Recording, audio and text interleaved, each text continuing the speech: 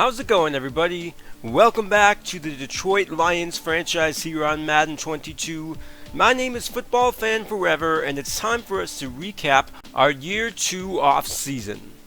Hopefully by the time you're watching this video, you will have had the opportunity to look at Part 1 and 2 of the full off-season, as live streaming didn't work out this time around just with my schedule. But I'm waiting on those two videos to make sure that we're good from a copyright standpoint. As you can see that the Madden soundtrack is still playing in the background.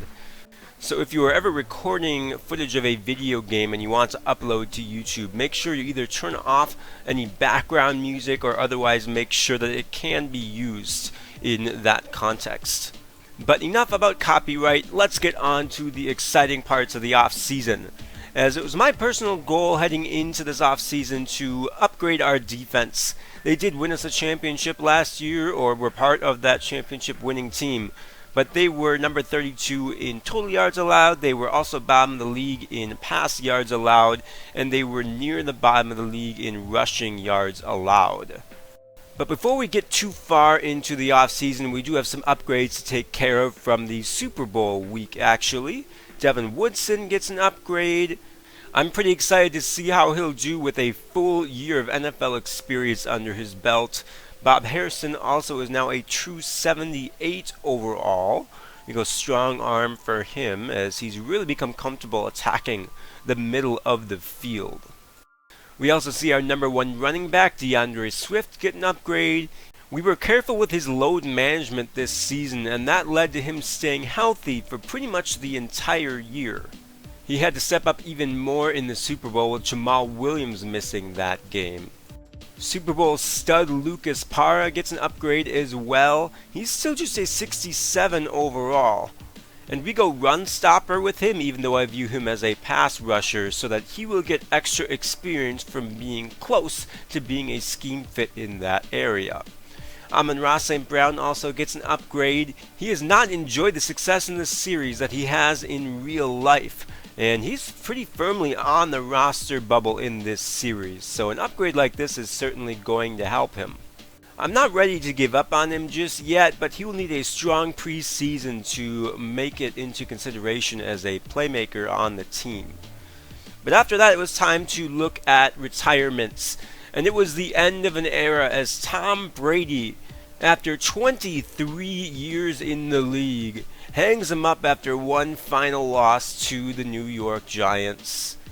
That stunning upset in the divisional round to Daniel Jones was a stunning end to an otherwise legendary career, as many would argue that he is the greatest of all time. Apparently players unretire sometimes in Madden, so we'll see if he's back at the end of this year. But there are some other names of note that retired as well. Jason Kelce, after signing a one-year deal in Miami, decides to retire as well. Robbie Gould, AJ Green, Joe Hayden, Mason Crosby, and one head coach decided to retire as well, and that's Pete Carroll. We didn't see any Detroit Lions decide to retire, and that's not a surprise given how young this team is. We only have two players aged 30 or older, which, when you think about it, is pretty remarkable considering the success we had last season. Then it was time for us to take a look at our own upcoming free agents. A lot of them were undrafted free agents last year, but a few have been with the team for a couple of seasons, such as Will Harris, who was the highest rated pending free agent on our team. He's been our starting free safety for a couple of years now, and he is a veteran presence on the back end. But the question that I was running into was whether or not it made sense to try and bring him back, given that at age 27 and just 78 overall, I'm not sure if we can expect significant production above what he's been able to give us the last couple of seasons. He's a low-end starter in the league, but he is looking for the opportunity to start. And with that in mind, he actually surprises me and accepts a low-ball offer to stay here in Detroit. After that was another defensive back, Amani Oruwariye.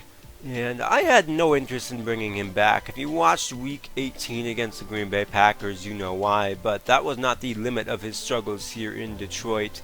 he just didn't play well at all for us. So perhaps a change of scenery can help resurrect his career. Following those negotiations, or lack thereof, it was time to look at our kicker, Austin Seibert, and he wanted just over $3 million a year, which makes sense given his perfect accuracy on the season and the fact that he won Kicker of the Year in the NFC. But again, we try and negotiate that down, and he accepts another 1-year offer for just over $2.5 million to stay with Detroit. Next on my list was Keegan Darby, who signed with us as an undrafted free agent at the beginning of last season and ended the season with a monster performance in the Super Bowl that I've mentioned a lot. He's someone that I definitely want on the team next year, if only to see if he can continue to play at that kind of level for us. So I give him what he's looking for, and he decides to accept. Quan Sandridge and Nicholas Harper were both looking for very similar deals without really having any production to back it up. So I decided to let them test free agency with the caveat that I still held some interest in bringing them back, just not at over $4 million a year. Same thing with Hunter Bryant. This was purely a financial move. He's a good enough player to be a number 2 tight end for somebody, but he's our number 3, and there's no way I'm paying him over $3 million a year. Following that was right outside linebacker Dalton Logan, who is another undrafted free agent who made the roster last season. And he's just 69 overall, but he's a player that I actually really wanted to bring back. Not only did he make a couple of splash plays for us this season, both in the regular season and in the Super Bowl, he's got a very versatile skill set in that he's an okay run stopper and an okay pass rusher. And that makes him a valuable depth piece, if nothing else. So we offer him a 4-year deal worth just over $10.5 million, and he decides to return as well. Another player I had a lot of interest in bringing back, despite a lower overall rating, was running back J.J. Dunlap. His strength is also in his versatility, and we saw him step up at numerous times throughout the year in a variety of situations for us. He also went off in Week 18 and consistently showed the it factor despite not being a high-rated player. We give him a 3-year deal, and he decides to rejoin the team as well.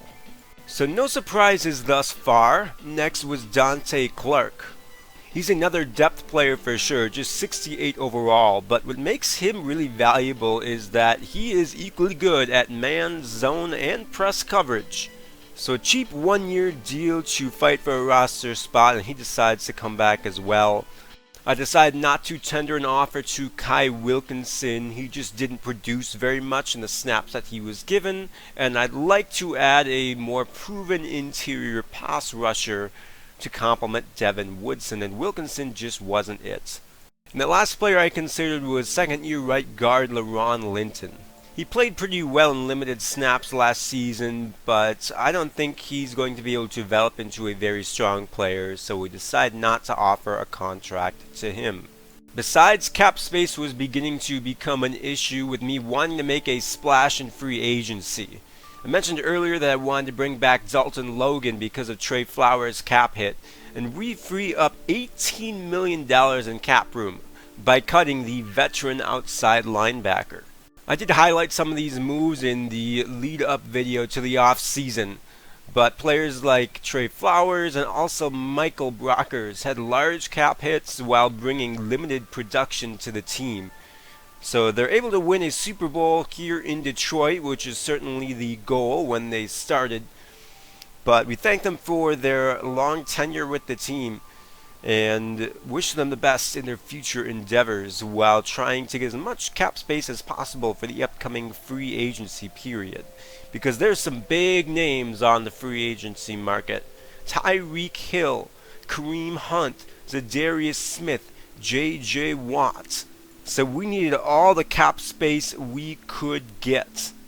Players like Tyreek Hill don't hit the open market very often, and someone of his caliber, the number 3 ranked wide receiver in the league, could instantly transform our passing offense. In the same sense, Zadarius Smith at 89 overall still has several good seasons of football left.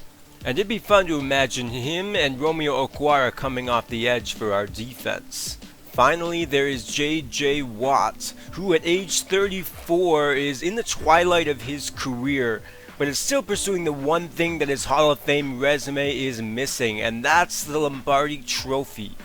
It would be fun to bring in all three of these players, but we can realistically afford one, maybe two. So we'll start with Tyreek Hill, who at this point doesn't have any current offers. We'll start by offering him a 4-year, $90 million contract, so we'll see what he does with that. But there are some other areas I wanted to try and shore up as well, and that specifically is our right guard position.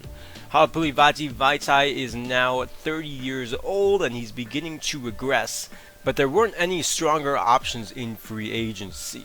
One player that did catch my interest was middle linebacker Bobby Okereke, whose name I mispronounced horribly throughout the duration of the offseason. He's a rangy middle linebacker with some coverage skills that I think could play really well alongside D'Angelo Carmichael as our second middle linebacker position in the 3-4 scheme. He wanted just over $36 million. We offer him 4 years, $35.2. And that was not enough to put us in the top 3 even. So when no one offered the same value or skill that Okereke did, it was time to go back to the bargaining table. I was okay with the 4-year length, but decided to try and offer him $37.2, which is $600,000 more than what he wanted. That made us number 2 to the Carolina Panthers. So once more we upped the deal, $37.6 million, and that was enough to put us in first place by a slim margin over the Carolina Panthers. So then it was time to advance the week with just 2 contract offers out to Tyreek Hill and Bobby Okereke, and we see that Okereke rejects us to go to the Carolina Panthers. No word yet from Tyreek Hill. But he's betting on himself and not taking our offer, and it's paying off for him as the Philadelphia Eagles have offered him significantly more than what we did. Zadarius Smith also remains unsigned, so then it came down to a question of if we wanted to address our defense or our offense. As the Patriots make a couple of splash plays early on in free agency, signing Hollywood Brown and J.J. Watt, Mecole Hardman goes to the Broncos as the Chiefs wide receiver room will look very different this coming season. Marcus Davenport to the Jaguars. Baker Mayfield signs with the Philadelphia Eagles. Over $30 million a year. And we get the gut punch that Bobby Okereke takes more than $1 million less to sign with the Carolina Panthers than what he would have made joining the Super Bowl champions. I thought that we had a very competitive offer on the table for him, but he decides to go someplace warmer, and I guess I can't blame him. But that does leave a little bit of a hole at middle linebacker for us. We obviously have D'Angelo Carmichael, and he's playing at a very high level, but we struggle to find a good second middle linebacker to pair with him on passing downs. Xavier McKinney joins the Minnesota Vikings, so we'll see him alongside Harrison Smith next year, while Jared Goff is getting another opportunity to start in Atlanta. And at this point in free agency, we'd missed out on a couple of top targets, and there was just one left that I had interest in, and that's wide receiver Tyreek Hill. Where we didn't see eye to eye in our negotiations was contract length. Hill wanted 4 years, but I didn't want to give him a 4-year contract given that we'll be extending a whole bunch of important rookies in 4 years' time, including the likes of Bob Hairston, D'Angelo Carmichael, and Devin Woodson. So I upped the bid here, and it brings us a little bit closer to the Eagles.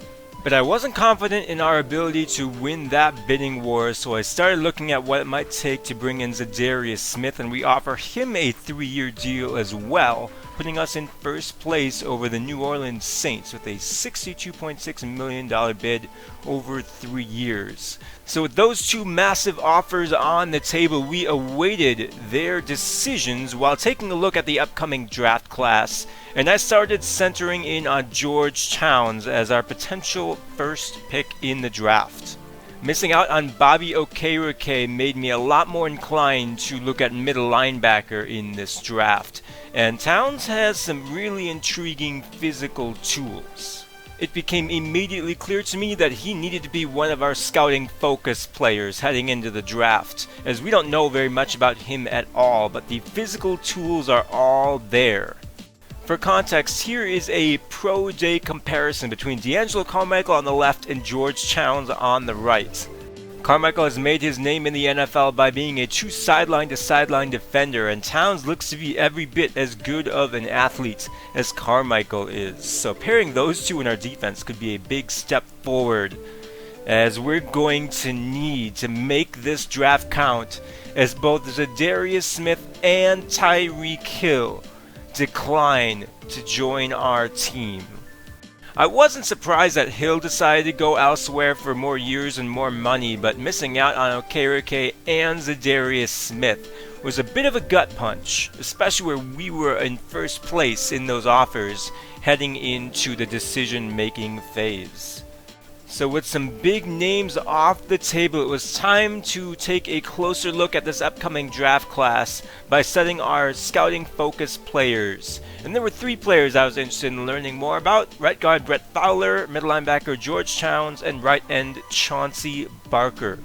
As Tyreek Hill's contract details are released, he signs for $100 million over 4 years with Philadelphia, while Zadarius Smith spurns us by taking $6 million less to go play for the New Orleans Saints. And at this point, I wasn't really sure what to do in free agency. All of my targets were gone elsewhere. And with our draft strategy looking more and more like we'd address the defensive side of the ball first, I decided to make a low offer to second-year wide receiver Quan Sandridge, who won a Super Bowl with us last year and had some versatility as a kick returner and a wide receiver. It was not a competitive offer, but it was the only offer he had at that point. And then I found right outside linebacker Quan Alexander. His days as a shutdown, pass coverage linebacker are probably over, but I did want to bring him in as a potential sub-linebacker, so I made him an offer too.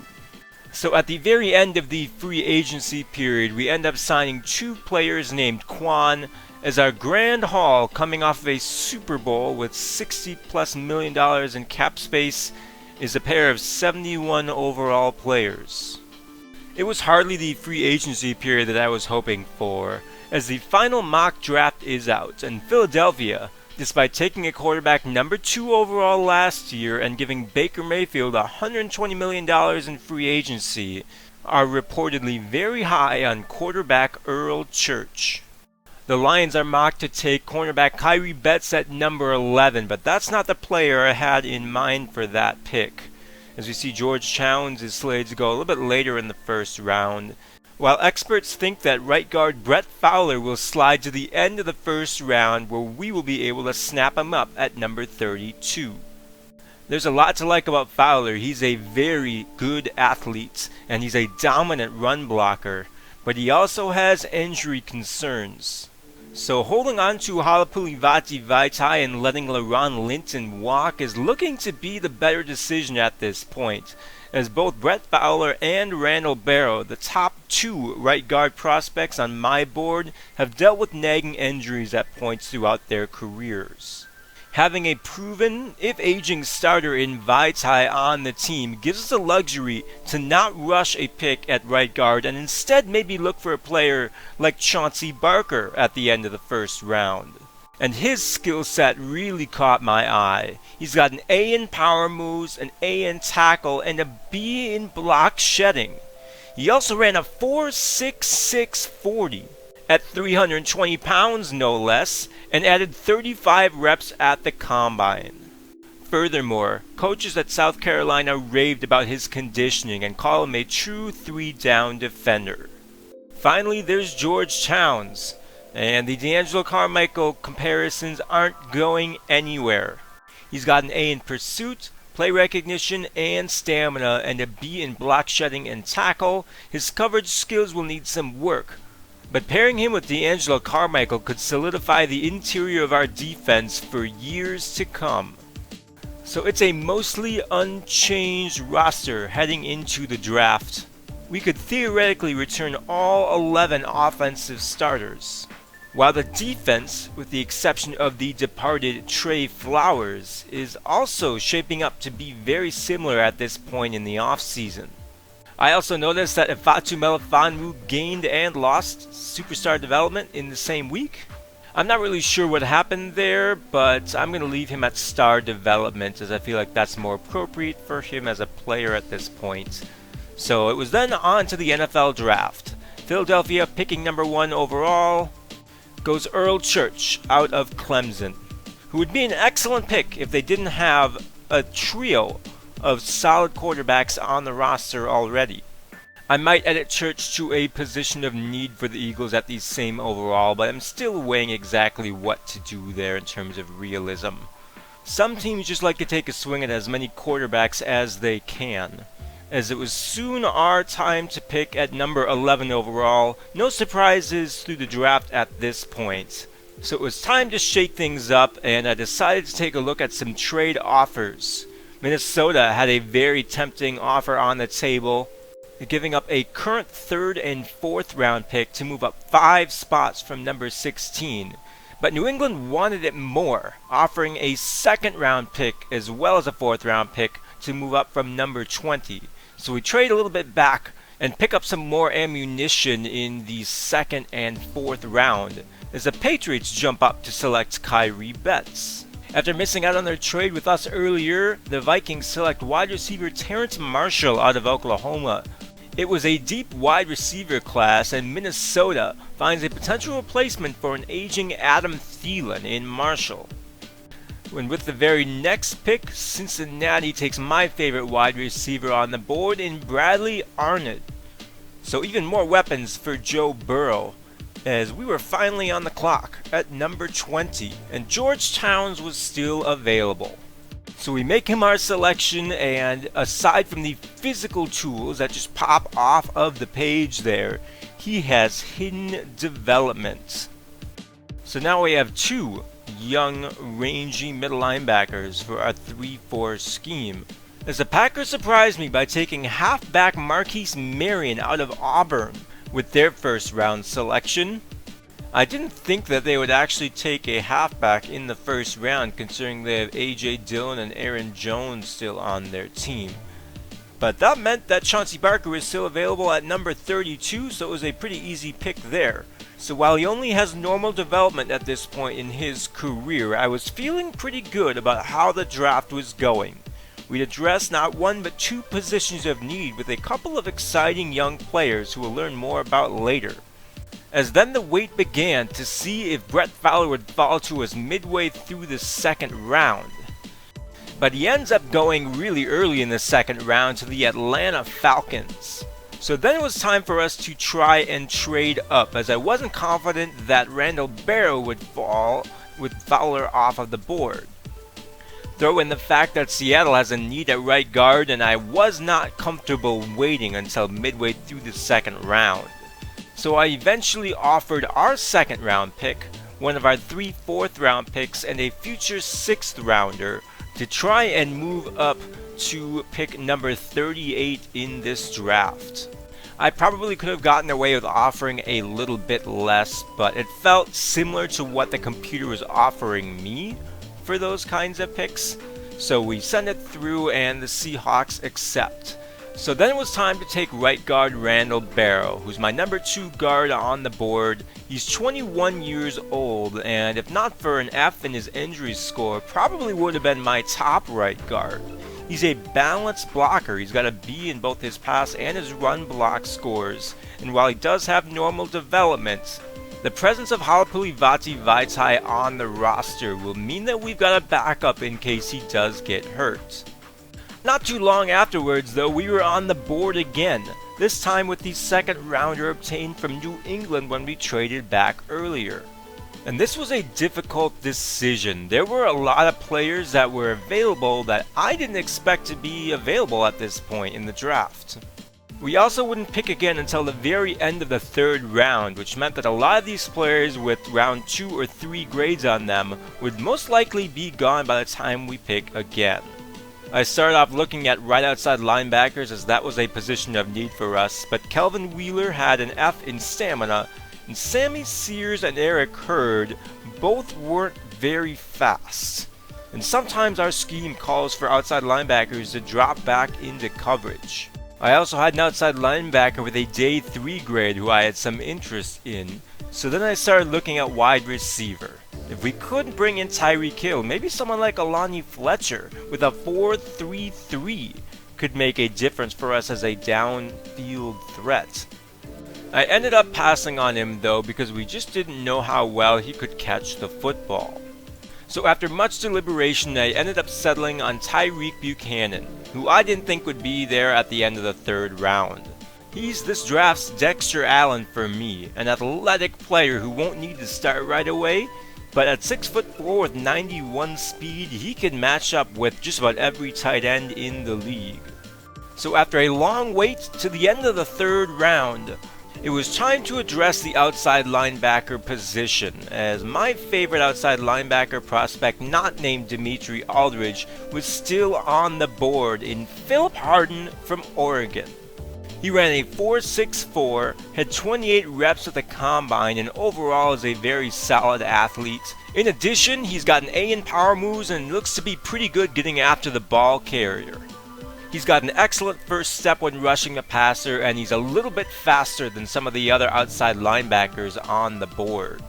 But with 5 picks out of the way, we weren't done yet with 2 4th-round selections, a 5th and a 6th. And there were 2 wide receivers that caught my eye. One was Emmett Wheeler, a big-bodied possession wide receiver, and the other was Deshaun Peoples, who ran a 4.39 at his pro day. With our first 4th-round pick, I did decide to take Emmett Wheeler, and while he's not as fast as I hoped he might be, he is our tallest wide receiver on the roster right now at 6'3". I wasn't done selecting wide receivers though, as later on in the 4th round I decided to take a swing on Deshaun Peoples as well. We saw with Keegan Darby how a little bit of extra speed can go a long way, and speed is one thing that Deshaun Peoples does very well. 93 speed, 95 acceleration, 91 agility. Put the football in his hands and good things are going to happen. At the end of the 5th round, I started looking at different tackle prospects, and one that caught my eye was Blake Culp. Tackle is not a position in need for us this season, with Taylor Decker and Penei Sewell returning as anchors on our offensive line. But to my surprise, Culp had hidden development, which means that we could groom him to be a future starter, with Decker entering his age 28 season. So a pleasant surprise at the end of the 5th round, followed up by our final selection in tight end Kyrie Hughes. We moved on from Hunter Bryant earlier in the offseason, which meant we had a need at our 3rd tight end position, and a run blocker in Hughes would be perfect for our roster. There's not a lot of pressure on him to play at a high level, as he'll likely only see a few snaps this season.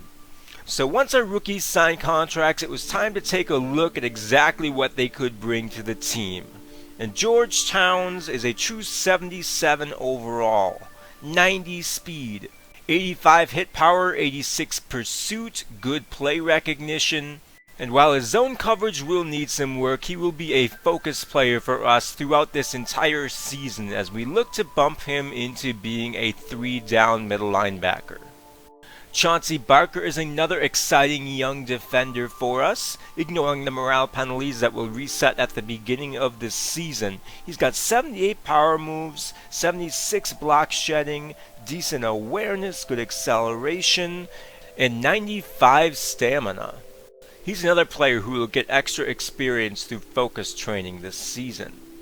Right guard Randall Barrow, clocking in at a true 73 overall, is probably good enough to start the season for us. 93 strength, 76 pass block, 74 run block are not bad numbers, and those will only grow. He's just 21 years old. With a little help from our strength and conditioning coaches, his injury score is up to a passable 85, so hopefully he'll stay healthy this season. Tyreek Buchanan is going to be an interesting player to watch this preseason. He's got a lot of potential as a playmaker, but his aggressive playing style has gotten him into injury and conditioning trouble in the past. I'm excited to see the kind of player that Philip Harden develops into. I am going to move him to right outside linebacker so he gets a chance at more consistent playing time, but he can provide some spark off of the bench and has legitimate 3-down potential as he continues to develop. Emmett Wheeler is only a true 68 overall, and some of his shortcomings can be developed, such as his below average route running, but he might be suited to be a depth player with just 81 stamina. Fellow 4th round pick Deshaun Peoples might offer a little more upside. He's got speed to spare, good route running ability on his deep routes, and enough athleticism to be a threat to score every time he touches the ball. 5th round selection Blake Culp is a bit of a project at this phase, but he's landed in a great position to learn and develop for a year or two behind Taylor Decker. And our final pick, tight end Kyrie Hughes, is only a 61 overall tight end. His calling card in college was his blocking ability, but I don't know if that will translate well to the NFL level. Some other selections of note around the league: Green Bay had an okay draft. Marquise Marion has hidden development, 21 years old out of Auburn. He is a shifty running back who reaches top speed quickly and can cut on a dime. They took left tackle Jaron Knighton in the 2nd round, who is actually one of my favorite tackle prospects. He's only 71 overall right now, but the fundamentals are solid. Minnesota made a couple of really good picks with their first 2 selections. Terrence Marshall only has normal development, but he's got 94 speed, 85 catching, and decent route running. I hope he'll get to start for the Vikings in some capacity, as they also selected Matt Briscoe in the 2nd round, who is my favorite running back in this draft class. Hidden development, 76 overall, and a pretty well balanced skill set. The Bears addressed the trenches early in their draft, taking left guard Tom Howe at number 9. Howe is a teammate of Bob Hairston's at Florida, and they end up in the same division in the NFL. Chicago also selected Cameron Peters out of Louisville to fortify their interior pass rush. Bradley Arnold has hidden development, and with a little bit of work on his route running, he could be a legitimate superstar in this league. They actually inspected his gloves for foreign substances during one of his college games, as his strength is in winning contested catches. Sammy Sears goes to the Buccaneers, and at least from an athleticism standpoint, it looks like we made the right decision to wait and select Philip Harden instead. We did pass on Alani Fletcher, however, whose hands were a lot better than I expected, and who has 95 speed. So Dak Prescott gets another weapon. And Miami had an incredible draft. That's 4 players, 73 overall or higher, led by Ed McClain, who returned to college for his senior season after many thought he would be an early 1st round pick last year. He might only have normal development, but he is NFL ready, which isn't something you can say about a lot of quarterbacks coming out of college. They also selected right outside linebacker Dimitri Aldridge with the number 8 overall pick, and he is going to be a beast in the league. Hidden development, good power moves, good finesse moves, good block shedding, he's fast, he's strong. I'm not surprised that he went in the top 10, even though I would love to have taken him at number 11. I just didn't feel like trying to move up even a few spots in favor of keeping around some draft capital for other moves and just drafting more players.